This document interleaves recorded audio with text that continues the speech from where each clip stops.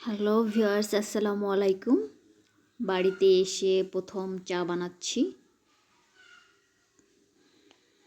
সকালে উঠেই দুটি ডিম সিদ্ধ করে নিচ্ছি।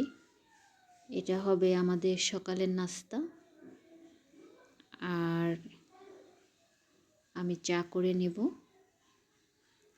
আমি যদিও চা, দুধ, চিনি সবই নিয়ে এসেছি, তারপরও আমি রং চা খাবো।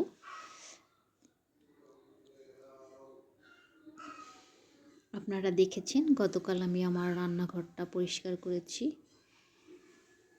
আজ এই অবস্থা।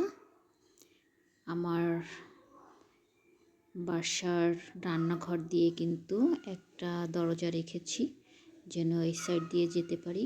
ভবিষ্যতে সামনের দিকে একটা ছোট রান্নাঘর তুলব, যদি কখনো লং টাইম থাকা হয় আর কি। আর এটা হচ্ছে আমার কুমড়া গাছ, এই সাইডে পুঁইশাক গাছ আছে, ওগুলো কোনো এক সময় দেখিয়ে দিব। সকাল থেকে এই গুড়ি গুড়ি বৃষ্টি হচ্ছে। এটা হচ্ছে তুলসী গাছ, তুলসীর পাতা নিয়ে আজ আমি তুলসী পাতা দিয়ে চা বানিয়ে খাবো। তুলসী পাতা আসলে ঠান্ডার জন্য অনেক উপকার।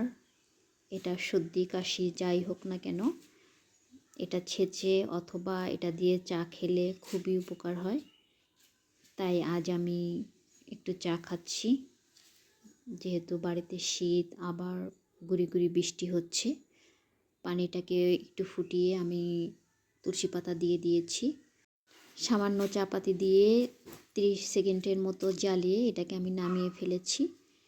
এখন কাপে ঢেলে নিচ্ছি।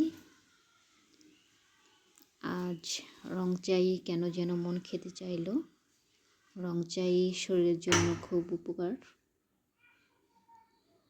এই তো আমার চা রেডি। আজ এ পর্যন্তই। ভালো থাকবেন, আমাদের জন্য দোয়া করবেন। আল্লাহ হাফেজ।